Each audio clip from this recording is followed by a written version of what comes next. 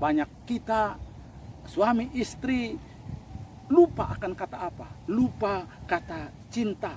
Seolah-olah kata ini terdengar asing untuk diucapkan dan lucu untuk diungkapkan.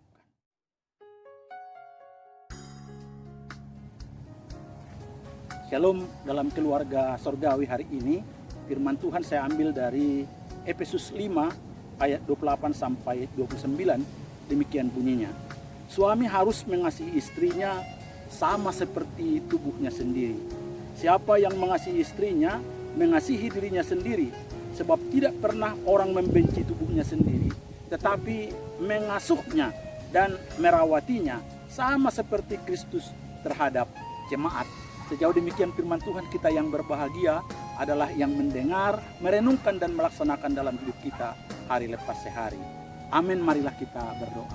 Bapa Surgawi, kami sungguh bersyukur untuk kesempatan mendengarkan sabdamu pada saat ini. Biarlah Tuhan bukakan dengan kuasa Roh Kudus-Mu, supaya hamba-Mu menyampaikannya sesuai dengan kehendak-Mu, dan kami boleh mengetahuinya dengan benar dalam nama Yesus. Amin. Saudara-saudara yang dikasihi di dalam Kristus Yesus, pernah satu kali saya melihat satu pasang suami istri dan juga dengan dua anak remajanya sedang duduk memesan makanan di restoran yang cukup bagus. Mereka berempat sama-sama sangat serius dengan HP-nya sendiri, tanpa ada komunikasi di antara mereka. Diam 1000 bahasa. Padahal mereka sudah membuat jadwal satu kali seminggu secara rutin untuk keluar ke rumah. Untuk apa? Untuk membangun suasana rumah tangganya. Nyatanya mereka seperti orang-orang yang belum pernah berkenalan dan asing satu dengan yang lain. Saudaraku, peristiwa yang dilukiskan di atas tidak sulit kita lihat.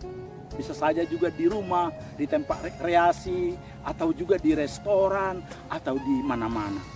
Seolah-olah mereka ini atau pasangan ini tidak ada hubungan satu sama lain. Saya tidak tahu karena COVID-19 ini dan di rumah saja, apakah sekarang ini pasangan-pasangan atau keluarga sudah makin mesra, makin kompak, atau semakin berantem, semakin konflik karena itu saja yang dilihat. Ada rasa bosan, rasa tidak enak satu dengan yang lain. Wajah murung, kering, atau mungkin aroma cinta sudah mulai hilang. Padahal saudara, banyak kita suami istri lupa akan kata apa? Lupa kata cinta. Seolah-olah kata ini terdengar asing untuk diucapkan dan lucu untuk diungkapkan. Seakan-akan zaman keemasan cinta itu sudah berlalu seiring berlalunya juga bulan madu, berlalunya juga pesta-pesta yang kita lakukan untuk keluarga kita. Cinta menjadi perasaan yang dikenang dengan manis dan hanya manis dalam kenangan kita masing-masing. Lucunya saudara, pada waktu kita pacaran kita jatuh cinta dan memupuk cinta hingga kita mengambil keputusan untuk menjadikan pasangan kita inilah sebagai teman hidup hingga maut memisahkan kita. Kita tidak peduli dengan hujan badai yang menghadang cinta kita. Kita tidak peduli dengan derasnya arus sungai yang mau menenggelamkan kita. Kita tidak peduli dengan tingginya gunung yang harus kita tempuh untuk mendakinya. Kita bersama-sama melakukannya secara bersama-sama, penuh kebersamaan demi kekasih hati kita. Tapi lucunya, setelah kita menikah, cinta dalam pernikahan seolah-olah menjadi beban. Karena kata itu sekarang menyiratkan tuntutan ketidakpuasan jika tak terpenuhi, atau merupakan ekspresi ketidakdewasaan bila terus-menerus dibutuhkan. Suami atau istri yang masih menggumankan cinta dengan mudah menerima tuduhan bahwa mereka sedang mengumbar kata gombal, kekanak-kanakan, tidak hidup dalam hidup realitas. Yang lebih mencengangkan lagi, ungkapan cinta itu sudah bukan masanya lagi dalam hidup pernikahan kita. Siapakah sebenarnya yang membagi cinta itu? Beda waktu kita pacaran dan beda saat kita sudah menikah. Seolah-olah dalam masa pacaran kita membutuhkan banyak ya amunisi cinta. Tapi setelah kita menikah, seolah-olah kata itu atau cinta itu tidak diperlukan lagi.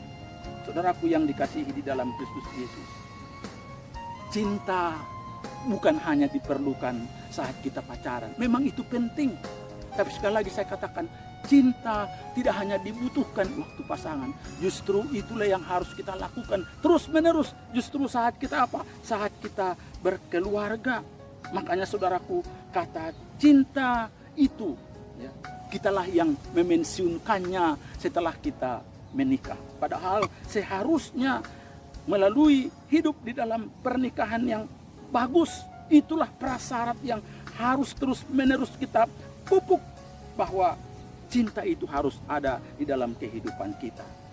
Cinta dalam pernikahan tidak boleh mati, tapi cinta akan terus menerus harus ada di dalam setiap kehidupan yang berkeluarga, baik antara suami dan istri dan juga antara orang tua dengan anak-anak. Jika tidak, lambat laun bangunan daripada cinta itu seperti bangunan kosong yang tidak dihuni.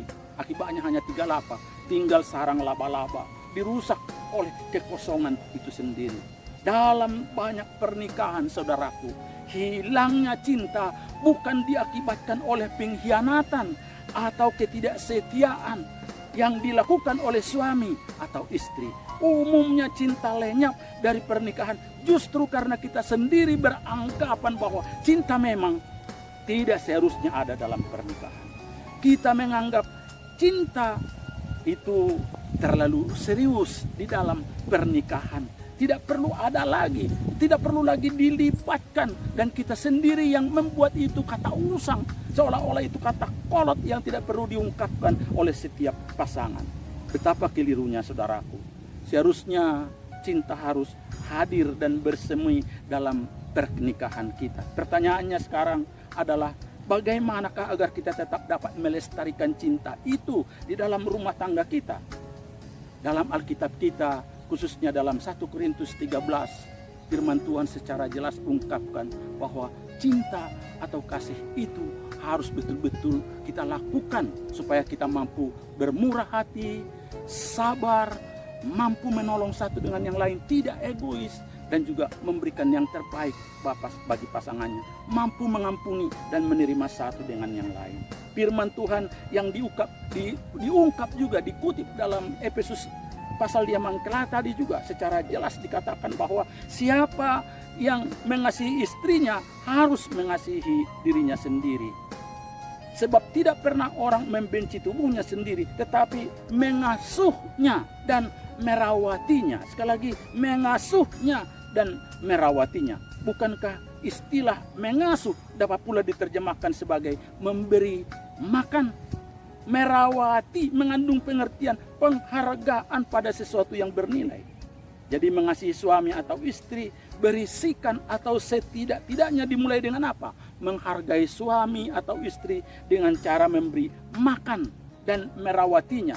Dan itu berarti menyediakan gizi emosional, cinta kasih, atau mengisi gelas cinta kita agar tetap cukup memperlakukan dan menyayangi pasangan hidup kita apa adanya. Karenanya membangun, merawat, menghargai cinta itu penting. Harus diupayakan oleh kedua pasangan, yakni suami dan istri. Membangun cinta bukan lagi soal apa yang kita lihat, tapi apa yang hati rasakan kepada pasangan. Bila awal permulaan kita jatuh cinta berasal dan dimulai oleh mata turun ke hati, dalam pernikahan seharusnya itu berada dalam hati kita.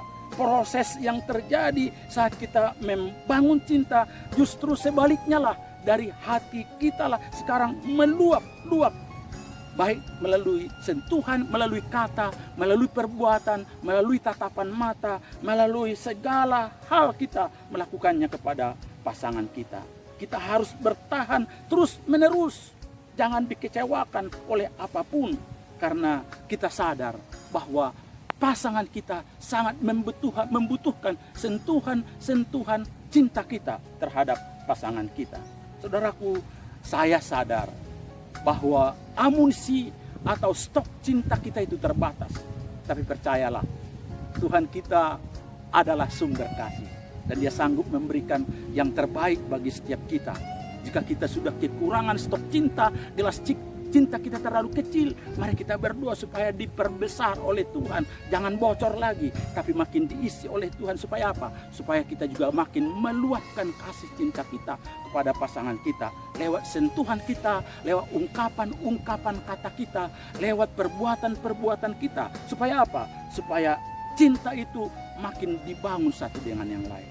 Boleh usia kita semakin menua, tapi sebenarnya cinta kita harus semakin banyak, semakin dewasa, semakin banyak, semakin full. Melalui apa? Melalui hidup kita. Caranya apa? Dengan merayakan hari-hari spesial. Ulang tahun perkawinan, ulang tahun pasangan, ulang tahun anak-anak, atau yang lain.